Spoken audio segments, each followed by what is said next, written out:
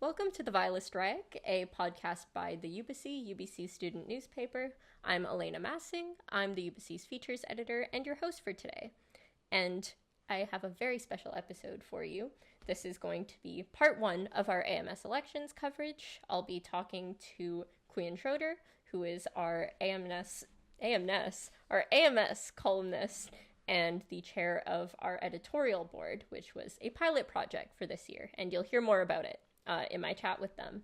But we're going to be going over what the AMS is, what it does, what election season is, and what our coverage is going to look like, and what you can expect from that. So let's get right into it.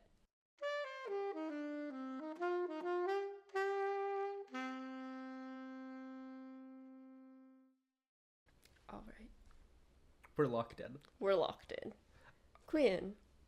Hello. The listeners of the Vilest Rag likely know the dulcet tones of your voice. Let's not use already. The word dulcet. But they know you in more of a historical guy capacity than your other guy capacity at the Ubyssey. This is true. So what's your story? Who are you? What is my story? Who am I? Wow, I feel like I'm on Who Is With Frost or Terry. Cut that or don't. You should leave that part in. But yeah. I'm Quyen Schroeder. I use they, she pronouns. I was originally here as an opinion columnist. Specifically, I write Point of Inquiry, which is about AMS Council and student politics, the whole shebang, all that fun stuff. And then I sort of graduated into since 1918. On the Vilest Rag, which was a thing. Yeah. I thought you meant you really graduated. Oh, no. And I was like, oh my god, this causes a lot of problems for me personally. Yeah. No, we're not graduated. That's a while away. But today we're here to talk about something very special that happens in late February / early March, depending on how silly we're feeling. Yeah. AMS election season. You know it. You love it. You are probably the guy who knows the most about the AMS ever. Not clickbait. Not clickbait. You heard it here first. I think that's Sheldon, probably. Yeah, actually. But you can get to that point if you really want to. I have had multiple people tell me that that when I grow up, I should be Sheldon Goldfarb, AMS archivist, clerk of council. That's low-key dream job. I freaking wish I could be Sheldon. Yeah. But I can't, alas. There already is a Sheldon.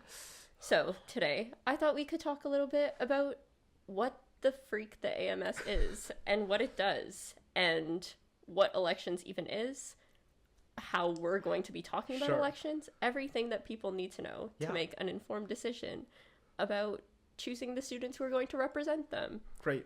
And so let's start with the basics. What is the AMS? What does it stand for? Literally, in all senses of the word. And what does it do? So on a literal level, the AMS stands for the Alma Mater Society.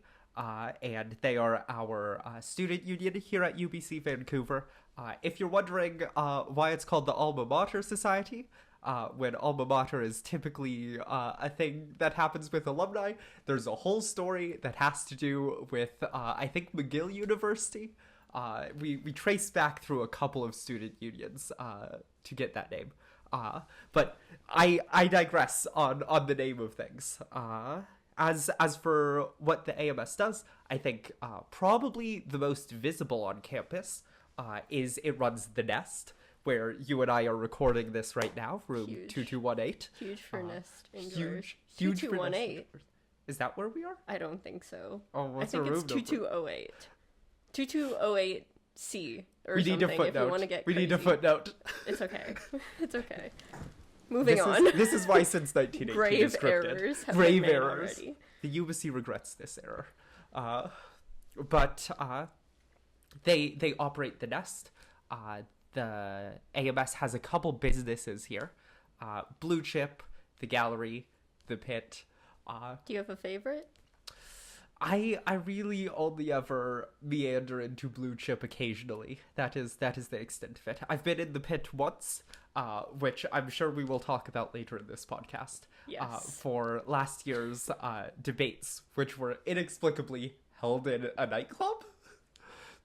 I feel like calling the pit a nightclub is a bit generous. Sure, but sure. You wouldn't be able to tell this from looking at me, but I've never been to a nightclub. Except for that. Apparently the elections administrator was considering getting an alcohol license for the debates, the great debate. That was held there. Be cool. And then or not. And then one of the candidates was like, how's that going to work if I'm 18? Yeah. And she was like, I've decided we're no longer looking into that possibility. Aside from other, perhaps more glaring issues. Sure. Yeah. Sure. But yeah, other than running the nest and some businesses here who are successful to variable degrees, the AMS also funds clubs. So if you participate in a club on campus, that is likely funded and run through the AMS.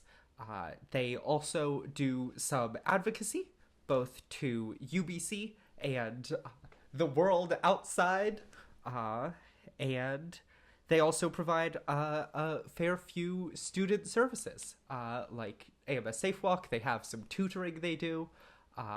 They run the AMS Food Bank. I'm cognizant of how Saumya said a couple months ago that I say a lot. But there it is again. Yeah, they run all those services. They also provide other... Hello. They also run our healthcare, the AMS GSS Health and Dental Plan. They run the gamut of things they provide. So even though they aren't necessarily a super visible institution for a lot of people here, they do have a large effect on everyone's university experience. Mm-hmm. What exactly is your role as an AMS columnist? What do you exist to do? What do I exist to do? This is a great question. As an AMS columnist, I'm an opinion columnist, so I have a different mandate than our news reporters who cover the AMS, but we have some similarities. So like the news reporters, I am going to AMS council meetings.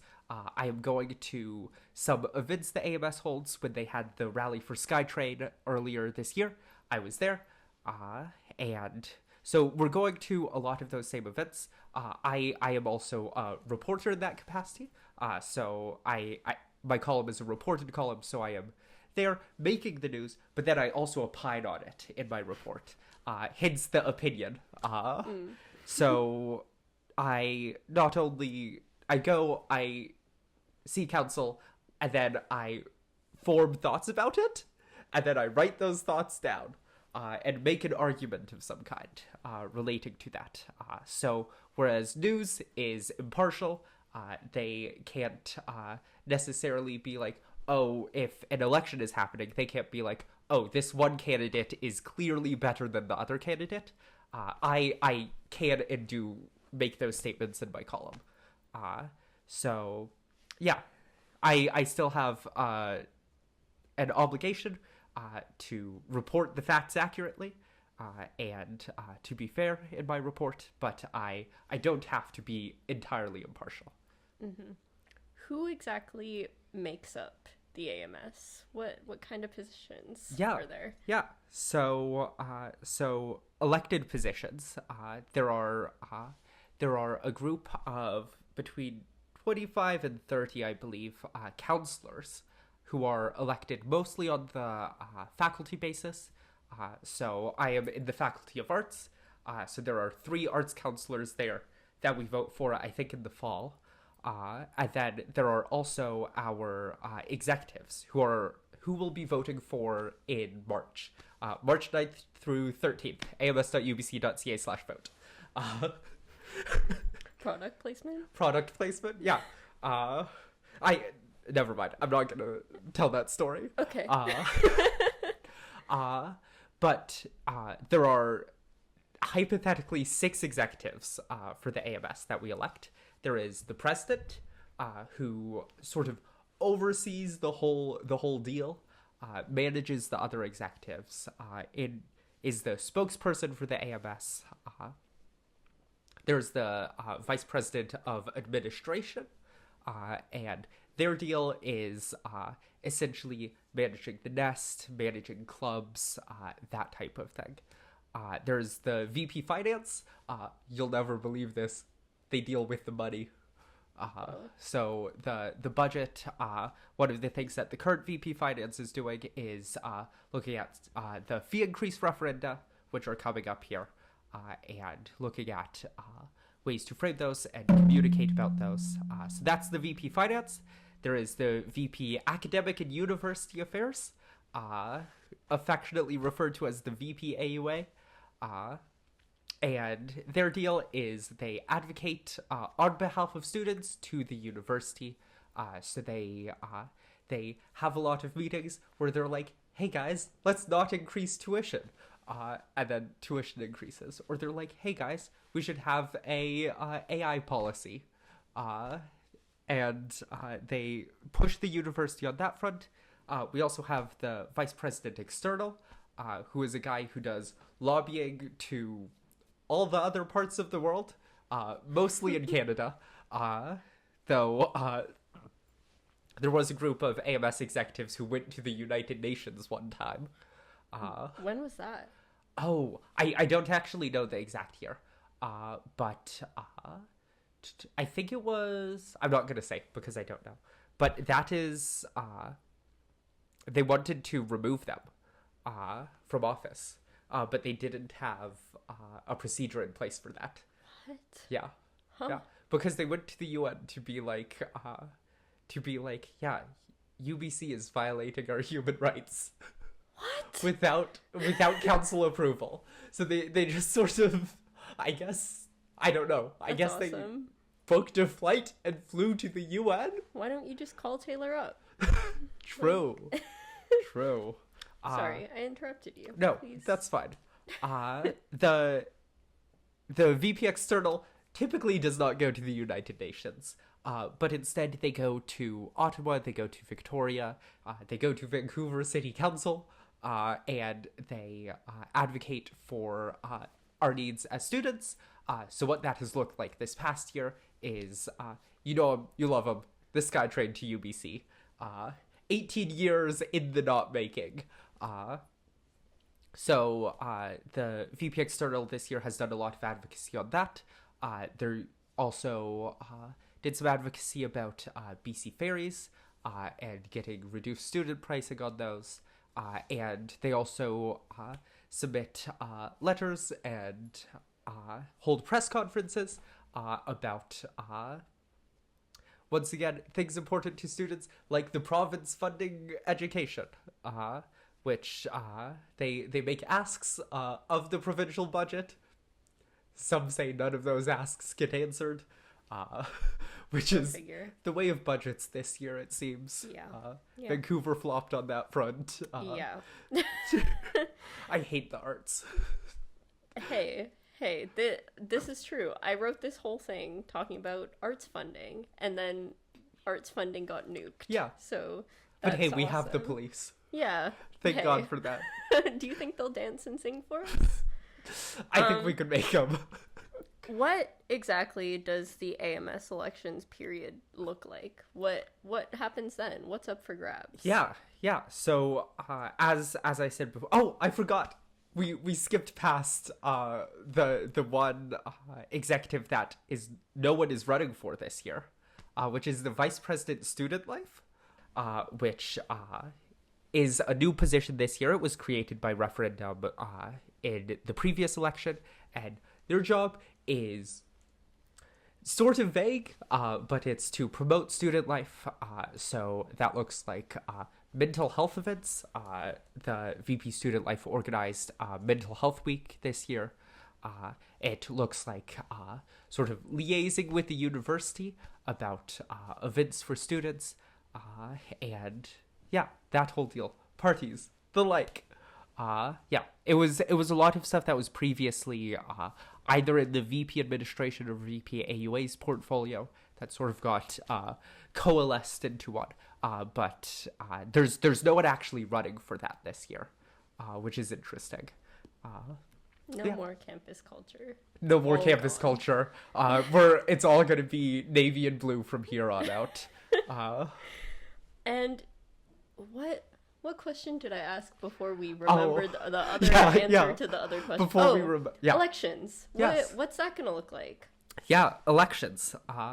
So what that's going to look like is presumably around the time this podcast releases, on March 3rd, 2nd. March 2nd. Early next week. Yeah, early March. March date early next week. Yeah. We'll fix it in post. Yeah. They can have AI versions of us dub over. Right. We don't use AI in the newsroom. But good save.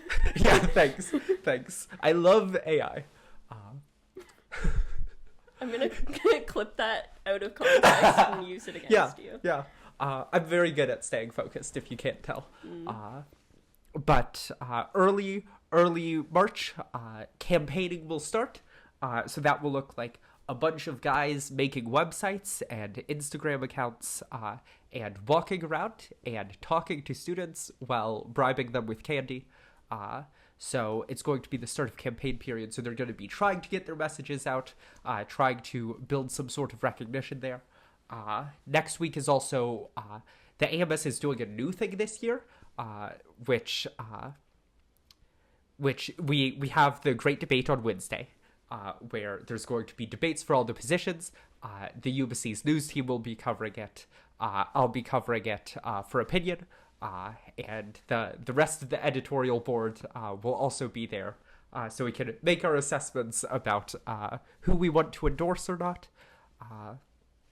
But in addition to the debate, the AMS is trying a new thing this year, which has gone through a variety of names. It has a new name each week. I'm going to dead name it. I'm sorry. They're meet and mingles. I think the new name is Candidates and Chill. I thought it was like Chat and Chill. Oh, Chat and Chill? Sure. I might be wrong. Sometimes I can't tell which names are. It'll be different next week, so we should make predictions on what it will be next week. I was quite partial to Meet and Mingle. I liked Meet and Mingle. But, yeah. You know. This is the way of the times. But I'm unsure what that will be. It may just be candidates standing in a room while no one really asks them questions, but I think in theory it's for you, our listeners at home, to show up and talk with the candidates, get a vibe off them interpersonally. Sorry. No, I shouldn't laugh. No, it's fine. I said get a vibe off them interpersonally. I think your interpersonal vibe is a little off-putting. There I said it. Wow, I see how it is, Elena. I see how it is. No, but just talk with them one-on-one or in small groups and not have... What is it? Nothing. Nothing's funny. Just the concept of a meet and mingle. Yeah. I'm excited. Yeah. I'm excited. Yeah. I'm excited to meet and mingle or chat and chill. Yeah. Whatever. I don't know. I will only be meeting and mingling. I shan't chat and chill. But yeah, it's I think for students to meet the candidates, whereas with the debates you don't really get a chance to meet them necessarily. You get the Ubyssey moderating a debate and you can hear some of their platforms, but you don't get that interpersonal vibe, as some have said. So yeah, that's next week. And then starting March 9th and running through March 13th, at ams.ubc.ca/vote, you can start voting for your candidates. And that is, again, as we discussed earlier, the AMS president will be up for election, as will the vice president administration, vice president finance, vice president external, and vice president AUA. Those two are uncontested elections. So you'll have the choice to vote yes or vote no. But they will, barring extremely surprising circumstances, they will win their election against no one. And then the vice president student life is there's no one running, which is interesting. A short-lived position, perhaps, or brought back from the grave sometime in the future. There will also be elections happening for Senate and BOG. Those are two separate governing bodies, not a part of the AMS. Senate is, they're both part of the university, essentially. Senate is a lot of the academic stuff, like new courses go through the Senate, academic policies go through the Senate, and the Board of Governors is a lot more of the financial side, and we have 2 students from Ubyssey Vancouver who sit there, and then a bunch of other guys, some from the university, some appointed by the province there, and they're the guys who decide to increase our tuition by 2 to 6% every year, invariably. So yeah, and then not people up for election, but things up for election. There are referenda. So referendum are essentially when the AMS poses a question, and they're like, students, would you like this thing? And then we as students get to say, yes, we want that thing, or no, we don't want that thing. So what that's looking like on the AMS's side is questions about whether students support increasing fees in order to maintain and expand some of the services that the AMS provides. And there are, I think, 2 referenda coming from students that are essentially students going around with a question and trying to get somewhere in the realm of 1,000 guys to be like, we also want this question posed.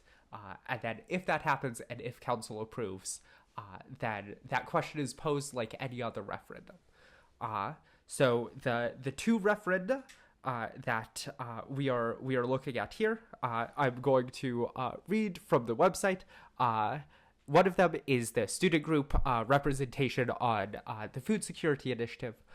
So that is essentially there is a group that decides how food security funding is distributed, and students want to be on that. And then the other one is demand that Ubyssey cut ties with Israeli universities that uphold apartheid. Yeah, those are the 2 student referendums. I don't know where the first one, where that is with signatures, but the second one has, at time of recording, somewhere around 1,500. And tonight at AMS Council, we are going to see if they approve those, which it's possible they won't. 2 years ago, there were a group of 3 referenda that students on campus had petitioned and got the signatures they needed to get it put on the ballot. And then the AMS was like, strictly for procedural reasons, these can't go on the ballot. So we'll see if that happens tonight. I've sort of waffled back and forth as to whether I think it will or not. I shan't make predictions here, because by the time this podcast comes out, we'll know. We'll know. Yeah, presumably there will be a thing in the Ubyssey about it, which is a great place to get news about the Ubyssey community.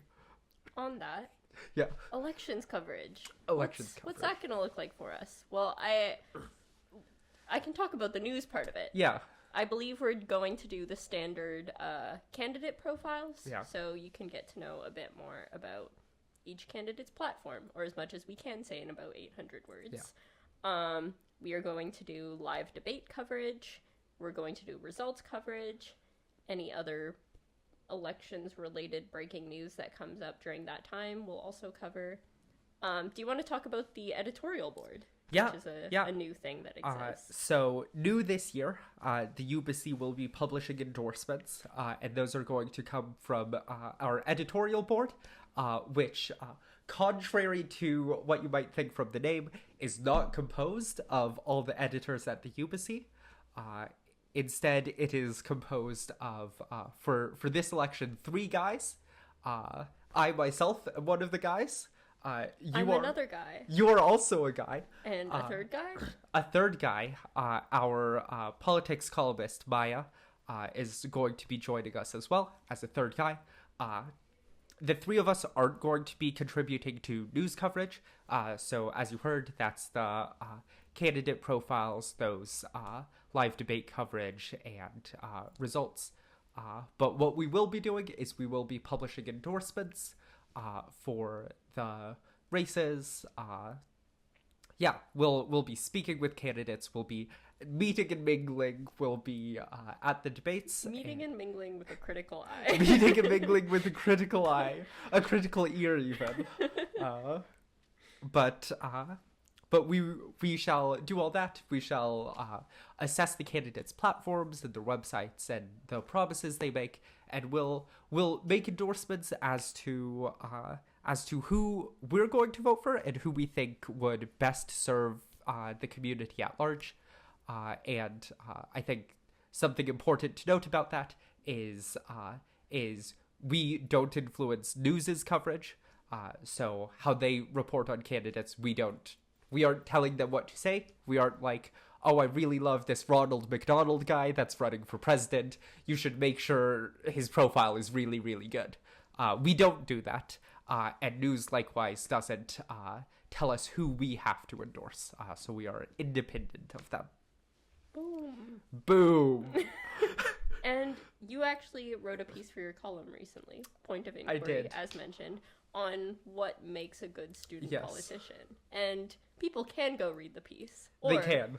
Right now, you could give us a Spark Notes version of your piece. Yeah. So what conclusion did you come to? Yeah, the audio adaptation of Clean. So I wrote this piece while on the plane from Dallas to Vancouver. And I came up with a very bad acronym that has stuck all the way through to publication, which is, I argued that our candidates should be clean, which in this instance means they have chutzpah, that starts with a C. Look it up. They know how to spell, surely, right? Yeah. They should have chutzpah. They should be leaders. That's the L. They should have experience, relevant experience of some kind. That's your E. They should align with your beliefs. That's the A. And if you're some guy on Bluesky, that's the capital A, lowercase b. And then they should be knowledgeable, which is the N. The K isn't pronounced, so unless you're the guy on Bluesky, you don't put that in the acronym either. So yeah, these are sort of the points on which I will be grading candidates. Not a literal grade, but when I assess them, I will be thinking about these things. I'll be thinking about what experience they have, whether they know what the position they're running for does, whether they are charismatic and able to lead, all of that. And I will also be seeing if I agree with them on a interpersonal vibes level. Mm-hmm. No, that's not what I mean. I mean, agree with them in policies and the like. Because the thing as a Texan, I voted in Dallas County a couple times. That's for the camera. If you're an audio listener, I have a lot of I voted in Dallas County stickers. None of the guys I really jive with. But it's like, sometimes there's a qualified guy, and that's who you have to go with. So yeah. Do you have other questions about the piece? Or... No. I feel like people can just simply read it. Yeah, ubyssey.ca. Ubyssey.ca. Yeah. Or alternatively, ubyssey.ca. No, you won't find it there. Yes, you will. Yes, you will. ubussy.ca. Look it up. I didn't know you were still upkeeping this, actually. What? How did I do that? Whoa. Hey, go to an article and copy the link and replace Ubyssey with Ubyssey. Wait, okay. Go to an article, copy the link, and replace Ubyssey with Ubyssey.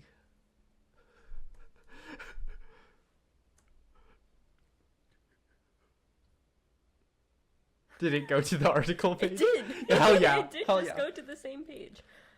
This transitions into your next question. It does. Does it? And your next question is about my presidential campaign. Yeah. So, ubyssey.ca. Ubyssey.ca. How did that come to be? Yeah. Well, this is a great question.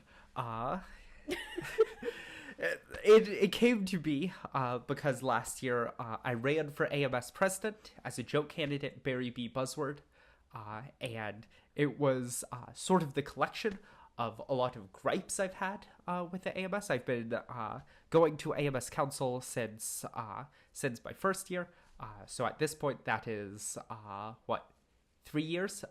Over 3 years at this point. So I had collected a lot of critiques, and I expressed them in the form of a joke campaign in which my campaign website was ubyssey.ca, which I saw was available for $12 the year before, and I was like, if this is still available next year, I have to run as a joke candidate with my website being ubyssey.ca. And the sort of highest level of the Barry B. Buzzword campaign is a lot of candidates during elections. They say the buzzwords.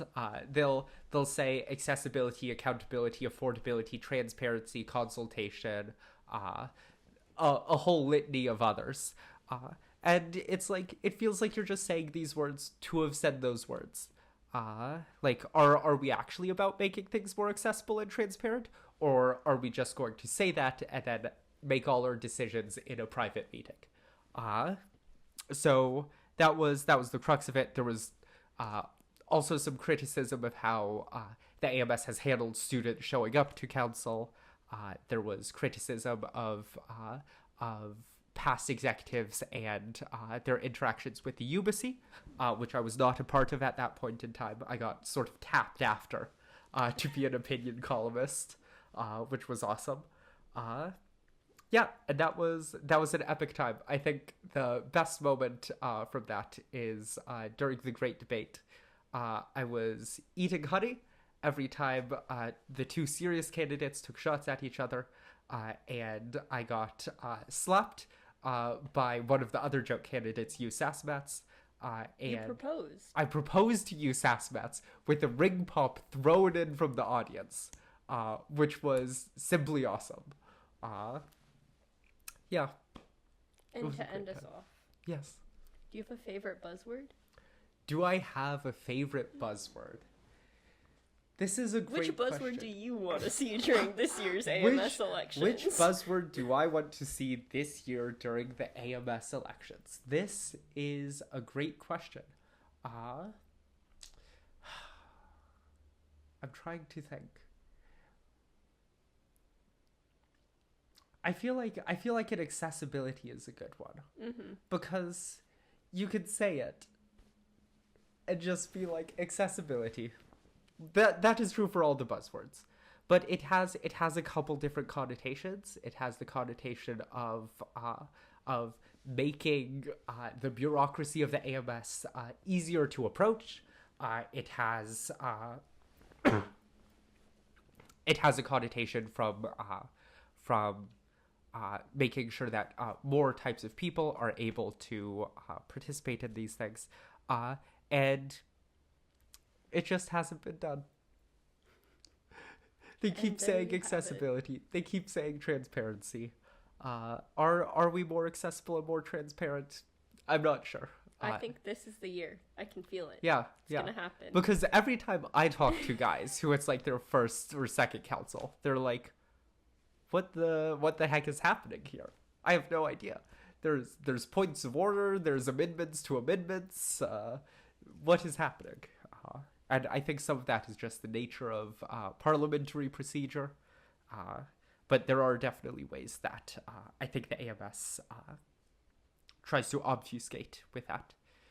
And I'm not sure anyone's really interested in removing that obfuscation. But we'll see. We'll see. There you go.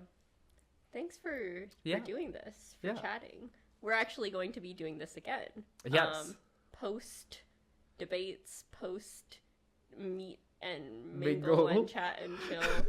And we're going to talk about our thoughts. Yeah. And some of the conclusions we've come to during our time. Yeah. Talking to candidates, seeing them debate. It's going to be awesome. Yeah. And you can also follow along on ubyssey.ca or ubyssey.ca for our news elections coverage, which will consist of profiles, debate coverage, all that good stuff. But until next time. Yeah.